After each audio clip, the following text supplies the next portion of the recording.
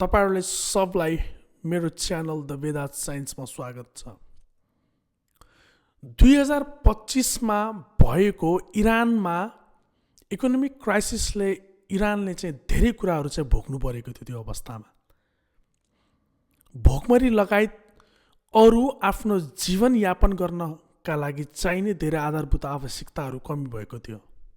2025 अन्तरालमा इरान अगाडि समस्याहरूसँग जुटिराख्दा त्यसै देशका नागरिकहरूले त्यसको प्रोटेस्ट पनि गरेका थिए, विरोध गरेका थिए। त्यो अवस्थामा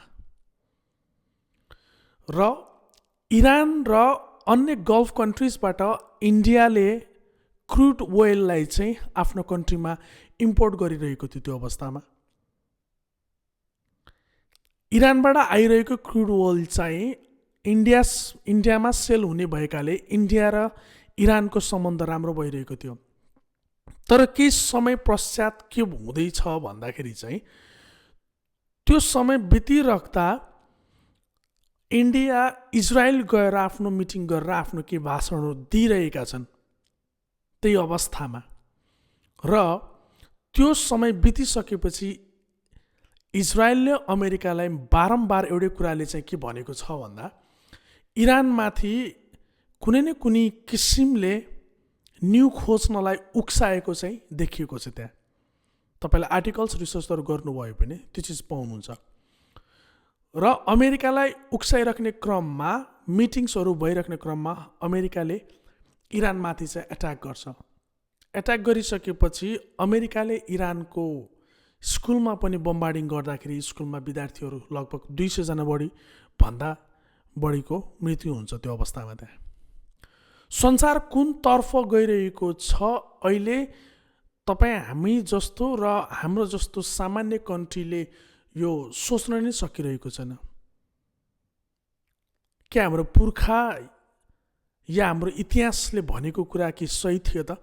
मानवजात सिभिलाइज्ड इभल्भ हुने क्रममा चाहिँ स्वयं आफैले आफैसँग अहमता राखेर आफैले आफ्नै वंश या आफ्नै सभ्यतालाई त नष्ट गर्दै चाहिँ लग्छ भन्ने कुरा चाहिँ यथार्थ हो त?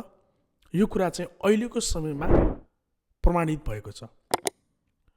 यो धरतीमा शान्ति आवश्यक थियो, तर मोस्ट अफ द कन्ट्रिजले मानव जातले केका लागि पावरफुल वेपन्सहरू like atom bombs, hydrogen bombs सृजना गर्नुको कारण के थियो?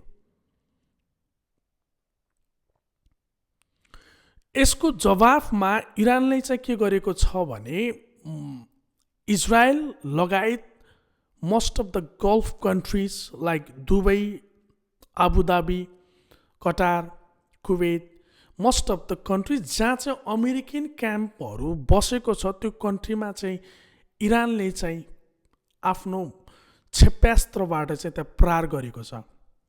त्यहाँ डिस्ट्रक्सन भएको छ। त्यो क्याम्प मात्रै नभएर त्यो कन्ट्रीका सिभिलियन्सहरूमाथि पनि एट्याक भएको छ। आबुधाबीमा 1 जनाको मृत्यु भइसक्यो। तपाईँले यो भिडियोमा हेर्न सक्नुहुन्छ। So many places out there जहाँ चाहिँ इरानले गरेको एट्याक्सहरू चाहिँ कम्प्लिटली त्यहाँ चाहिँ बमहरूले सामान्य व्यक्तित्वहरू पनि त्यहाँ मरेका छन्। इन्डियन्सहरू छ, नेपालीहरू छ, अरू देशको कन्ट्रिजहरू छ। उनीहरूले अहिले चाहिँ आफ्नो घर फर्किनको लागि धेरै तयारीमा छन्। अनि अमेरिकाले एउटा स्टेटमेन्ट के दिएको छ भने यदि हाम्रो कुनै पनि नागरिकलाई कुनै न कुनै कन्ट्रीमा केही न केही किसिमको रेसिजम हुन्छ या तिनीहरूलाई डोमिनेट गरिन्छ या कुनै अरू किसिमको एट्याक हुन्छ भने we will hunt you down भनेर अमेरिकन राष्ट्रपतिद्वारा यो चिज चाहिँ स्टेटमेन्ट चाहिँ बाहिर आएको छ, जहाँ चाहिँ उनले भनेका छन् त्यो गर्ने व्यक्तित्व होस् या कन्ट्री होस् त्यो देशमा पनि हामी आक्रमण गर्नेछौँ र त्यसलाई मार्ने नै छौँ भनेर चाहिँ उहाँले अभिव्यक्ति दिनुभएको छ। अहिले खास भइरहेको मेरो पर्सेप्सनमा यो चिज किन भइरहेको छ भन्दाखेरि चाहिँ अमेरिकाको 5-7 वर्षमा जुन दबदबा थियो, जुन एउटा पावर थियो, जुन संसारलाई लिड गर्ने अवस्थामा ऊ बसिरहेको थियो 1942 देखि 46 को अवस्थामा, जब हिरोसिमा र नागासाकीमा फ्याट म्यान र लिटल बोय भन्ने चाहिँ जब एटम बम खसेर चाहिँ होल कन्ट्री, होल वर्ल्डलाई चाहिँ उसले लिड गरेर गइरहेको थियो। त्यो अवस्थादेखि 5-7 वर्षमा उसले राखेको दबदबा चाहिँ कम हुँदै गयो। कारण थियो किम जोङ उन। नर्थ कोरियाको किम जोङ उनले हिजो 1942 को समयमा आफ्नो कन्ट्रीमा भोगेका धेरै समस्याहरूको कारणले गर्दा ऊ विद्रोहको भावले चाहिँ अगाडि बढेर कन्ट्रीलाई चाहिँ वेपनाइज गरे, उनले डेभलप गरे, एडभान्स टेक्नोलोजीहरू विकास गरे। देश विकास होस् या नहोस्, तर म कन्ट्रीलाई वेपनाइज गर्छु, म पावरफुल बनाउँछु, अमङ अल द कन्ट्रिज म टपमा आउँछु भनेर उनले चाहिँ बारम्बार विगतको 2-3 वर्ष अगाडिदेखि नै पोक गरिरहेका थिए अमेरिकालाई जापानको थ्रुबाट।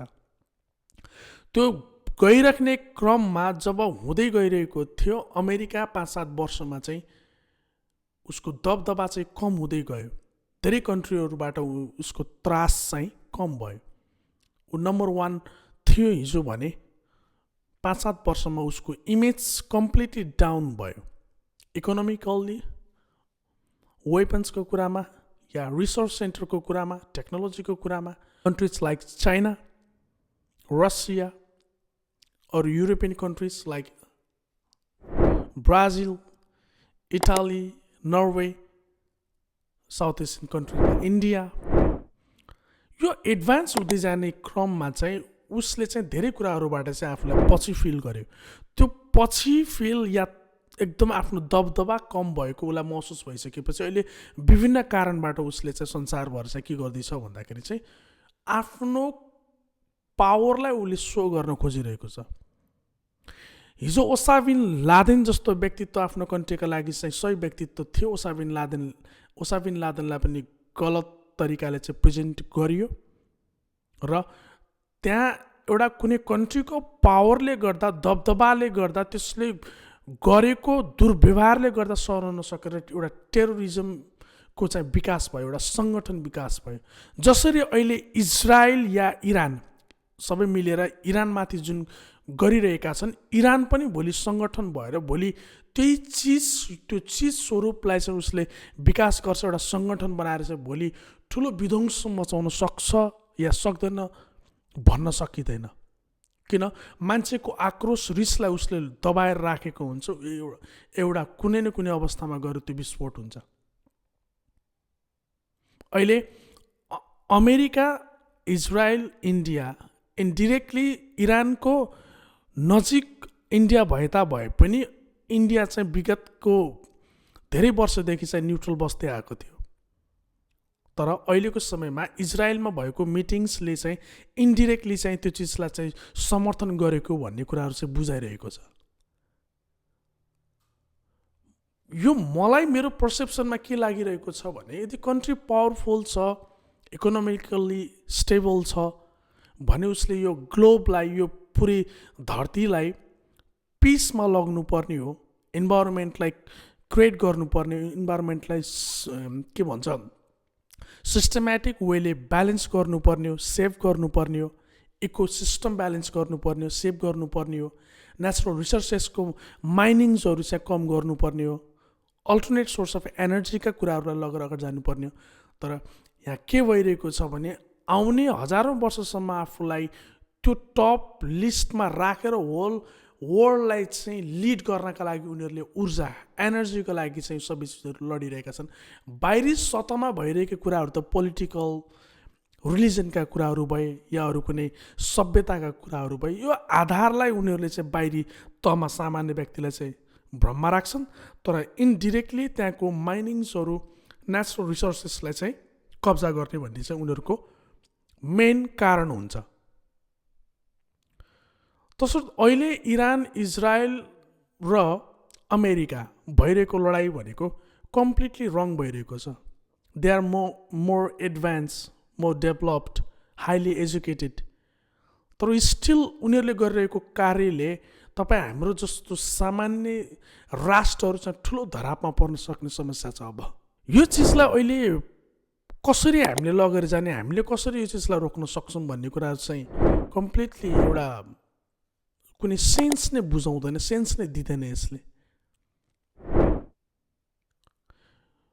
अहिले कसैमाथि गरिरहेको सबै व्यक्तिले एउटा कुरा के बुझ्नुपर्छ भने कसैमाथि गरिरहेको दमन एकचोटि हुन्छ, दुईचोटि हुन्छ, तीनचोटि हुन्छ, चारचोटि हुन्छ, तर पटक पटक त्यो भइराख्दा कुनै समयमा त्यो चिज चाहिँ विस्फोट भएर त्यो दमन गरिरहेको पक्षभन्दा पावरफुल भएर माथि निस्किन सक्छ। यसको ज्वलन्त उदाहरण भनेको नर्थ कोरिया हो। हिजोको दिनमा भोकमरीले घाँस खाएको कन्ट्री हो, अहिले आज उसले अमेरिकालाई कम्प्लिटली च्यालेन्ज गर्न सक्छ। अब एउटै मात्र आश छ, चाइना, रसिया यो चिजलाई जसरी हुन्छ उनीहरूले चाहिँ कूटनीतिक ढङ्गले यो चिजलाई चाहिँ सेटल गर्नुपर्ने हुन्छ।